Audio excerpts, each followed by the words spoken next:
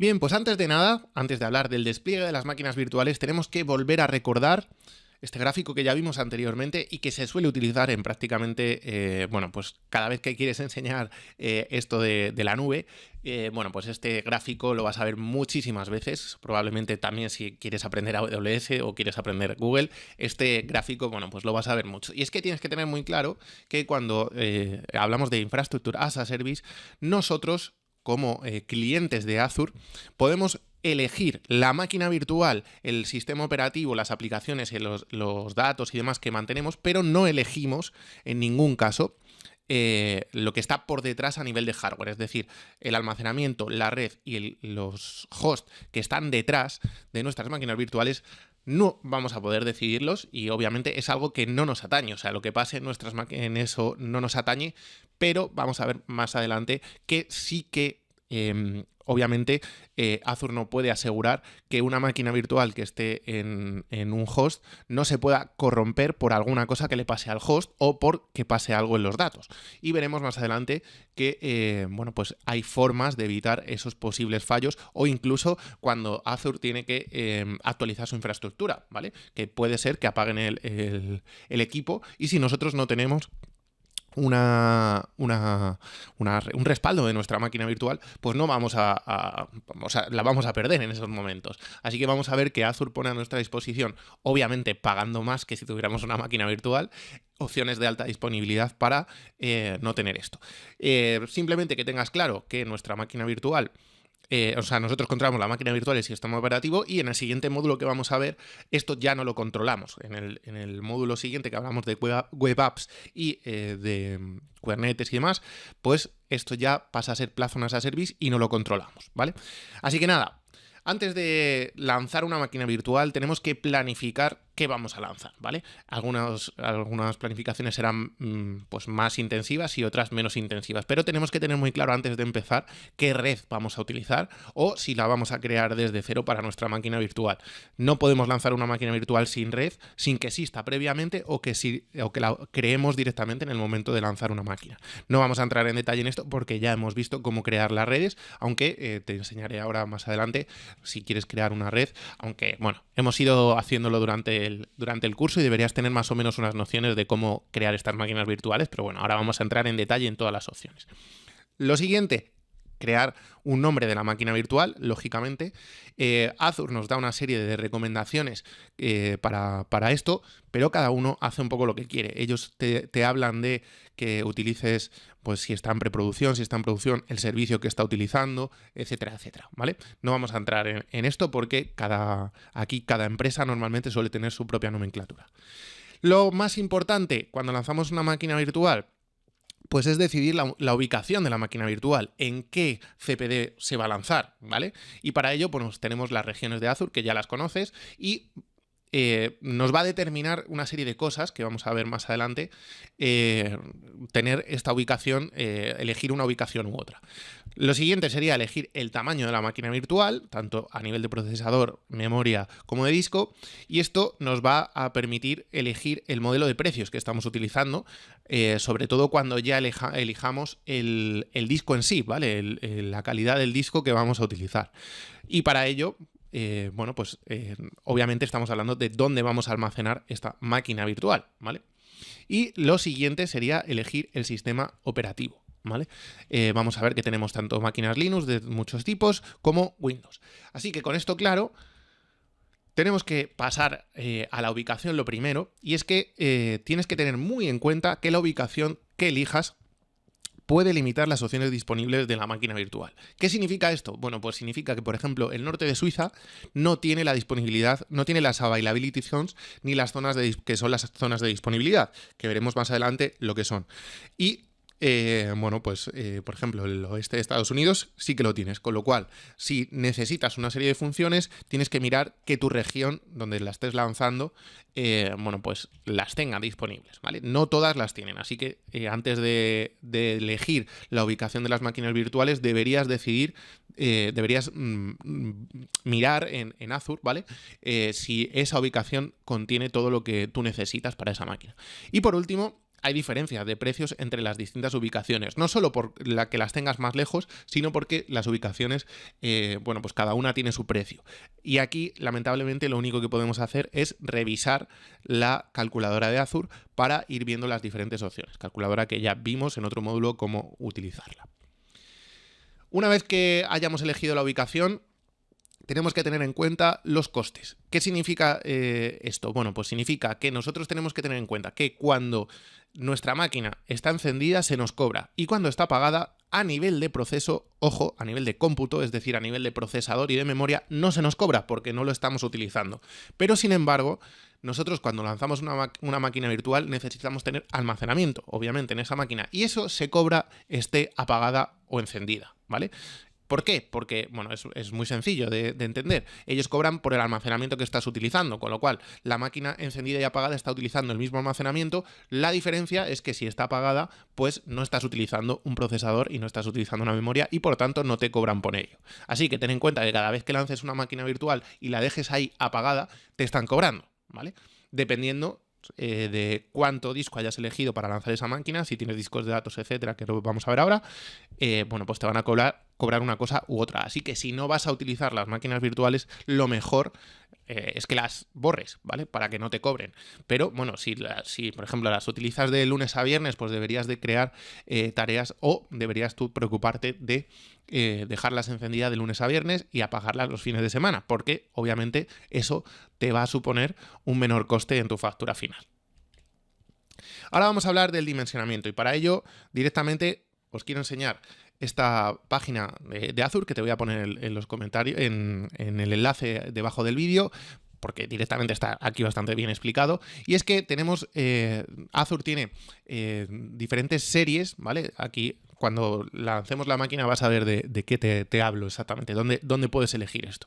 Y bueno, pues te dice que si vas a utilizar máquinas para pruebas, pues utilices mejor la serie A. Si vas a utilizar más económicas pero que no sean de pruebas, la serie B. Si son de proceso general, la serie D. Si son para protección de datos, DC.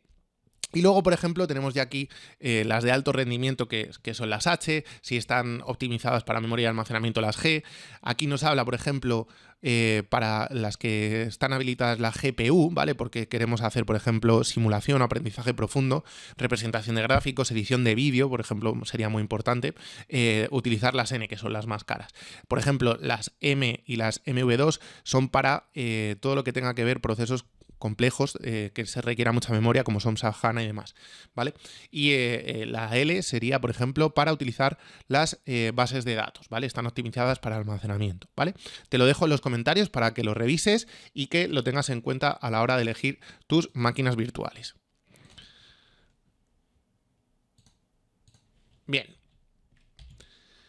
Vamos a hablar de la planificación que tenemos que lanzar para los discos. Y es que todos los discos, tanto si son de sistema o de datos, se almacenan como discos virtuales en formato VHD, ¿vale? Tenemos tres tipos de discos. Tenemos los discos de sistema, tenemos los discos temporales y tenemos los discos de datos. En este caso nos están enseñando una máquina Windows, ¿vale? Pero las máquinas de Linux también tienen este formato, simplemente que cambia, pues que no utiliza las letras, ¿vale? ¿Cómo funcionan esto? Bueno, pues el disco de sistema y el disco temporal siempre son obligatorios, ¿vale? Los vas a crear siempre. En el caso de los discos de datos no son necesarios, puedes tener 0, 1 o más discos de datos, pues no necesitar disco de datos, ¿vale? Simplemente porque la máquina, bueno, pues hace una serie de procesos y ya está. Siempre se recomienda que si vas a guardar los datos, crees un disco de datos y no los guardes en C, ¿vale? ¿Y qué es lo que hace el disco temporal? Bueno, pues el disco temporal lo que hace es guardar nuestros archivos de paginación y se guardan en el almacenamiento del host, ¿vale? Esto es importante porque si nosotros creamos un disco temporal de muchos gigas y el host no tiene para levantar la máquina, bueno, pues internamente estarán levantándose en otro sitio, ¿vale? O que se quede sin espacio el host porque el almacenamiento es interno dentro del host, ¿vale? No es un almacenamiento, en este caso, que no sabemos nunca qué está haciendo Azur por detrás, pero bueno, no es un almacenamiento compartido como pueda ser el de los discos, normalmente de datos que suelen ser compartidos, ¿vale? Así que tienes que tener en cuenta que el disco tú no lo vas a ver, ¿vale? No te va a ocupar espacio a ti, porque normalmente tiene que ver con el espacio que escojas para la RAM, ¿vale? Ellos pondrán un disco de datos de una forma u otra. No lo vas a ver, a ti no te va a estar, en este caso, ocupando espacio, no te lo van a cobrar, como por decirlo de alguna forma, aunque sí que te lo cobran a la hora del proceso, ¿vale? Pero no te lo cobran como tal, sino que, bueno, el que te cobran básicamente es el disco de sistema, ¿vale? El disco de sistema es el que, si tú cuando lanzas la máquina virtual eliges que no haya discos de datos, cuando apagas la máquina virtual, el disco que te están cobrando es lo que ocupe el disco de sistema, ¿vale? Que veremos que cada plantilla, bueno, pues tiene un espacio ocupado. Como te decía, en Azure, bueno, pues el disco de paginación, el temporal, es la unidad dev y lo que almacena es el pagefile.sys, ¿vale? Que es el archivo de paginación. En Linux, en este caso, suele ser /dev/sdb y se monta en /mnt, que básicamente, bueno, pues es y lo mismo, la paginación. Y tenemos que tener en cuenta que actualmente el disco de datos tiene una capacidad máxima de 4095 gigas, ¿vale? Pero podemos utilizar varios discos de datos, ¿vale? Pero en este caso, de momento, esto se ha ido ampliando, pero en este momento la máxima de datos son 4095 gigas. Y también tenemos que entender qué tipos de discos tenemos en Azure. Básicamente, con lo que te tienes que quedar es que anteriormente a que hubiera una política de Azure Resource Manager, que es básicamente, ya te lo expliqué en otro módulo, cómo se gestionan los recursos dentro de Azure, ¿vale? Y tienes que tenerlo claro que esa es la forma actual, es decir, tú creas un grupo de recursos, después creas los recursos y ese es el ARM, el Azure Resource Manager, ¿vale? Bueno, pues el gestor de recursos de Azure. Pero anteriormente no existía esta forma de gestionar los recursos. Ha sido, de hecho, el paso más grande que dio Azure hace unos cuantos años, ¿vale? Y anteriormente los discos no se guardaban como un disco de Azure Resource Manager, ¿vale? Y estos eran los discos no administrados. Estos discos se guardaban como blobs de páginas en Azure Storage, es decir, sí que aparecían los discos en Azure Storage. Si has creado alguna máquina virtual, habrás visto que no te pide crear una cuenta de Azure Storage y no ves el disco dentro de Azure Storage, sino que lo ves dentro del grupo de recursos que has creado, ¿vale? Dentro de los recursos ves un disco VHD ahí creado, ¿vale? No está dentro de Azure Storage, sino que es un grupo de recursos. Esos son los discos administrados. Los discos no administrados, por ejemplo, no tienen la disponibilidad garantizada. ¿Qué significa? Bueno, pues que no debes utilizar los discos no administrados. Es básicamente esto lo que explicamos. Vas a ver que hay una opción para no utilizarlos, pero normalmente cuando tú creas los discos estás utilizando, si no marcas esa opción o la quitas, bueno, pues estás utilizando los discos administrados de Azure Resource Manager. Que esos no están disponibles, como te digo, en las cuentas de Azure Storage, no los vas a ver ahí, sino que los vas a ver en los grupos de recursos, cuando crees la máquina virtual. Aquí sí que tienen disponibilidad garantizada, podemos aplicar los recursos de reback, ¿vale? Los permisos, y podemos hacer snapshot y hacer backup, ¿vale? Importante también que dentro de los discos administrados, los discos que tenemos disponibles son los de estado sólido Ultra, los de estado sólido Premium, los de estado sólido estándar y las unidades de disco estándar, HDD, ¿vale? SDD, Ultra, Premium, estándar y los HDD. Obviamente el Ultra es el más caro de todos y están pensados para gestiones de datos muy importantes o muy intensas como puedan ser las bases de datos. Y por último tenemos que hablar de la planificación de los sistemas operativos y cómo podemos acceder a ellos. Bueno, pues tenemos, en este caso tenemos sistemas operativos Windows, en ellos accederemos por RDP, ¿vale? Por el escritorio remoto, utilizando una IP pública siempre para poder acceder a las máquinas virtuales desde nuestra ubicación, de donde nosotros estemos, necesitamos siempre tener una IP pública para poder acceder a la máquina virtual. En el caso de Linux, bueno, pues en el caso de Linux utiliza SSH, tenemos varias opciones y necesitamos también una IP pública, ¿vale? Para conectarnos a estas máquinas virtuales. Y después tenemos la tercera opción que veremos al final de este módulo, que es Azure Bastion, ¿vale? Es un acceso seguro sin exponerse a IPs públicas. Aunque la estás utilizando, realmente, bueno, pues Azure, tú te conectas a Bastion a través de una Bueno, no te conectas directamente a la máquina virtual, digamos, a nivel de red externa, ¿vale? ¿Por qué? Porque te conectas a Azure Bastion, ¿vale? Y por lo tanto, no estás exponiendo la IP pública que después está dentro de la máquina virtual. Te expones a la IP pública de Bastion, pero Bastion tiene vas a ver que creas una subred dentro de donde están las máquinas virtuales y se conecta directamente por una subred interna de Azure, con lo cual la única IP pública que podrían los hackers, por ejemplo, vernos si están intentando acceder a estas cosas, pues sería la IP pública de acceso a Azure Bastion, pero no la de la máquina virtual porque no tiene como tal, no necesitas crear una IP pública dentro de la máquina virtual. Pero hablaremos en detalle de esto más adelante.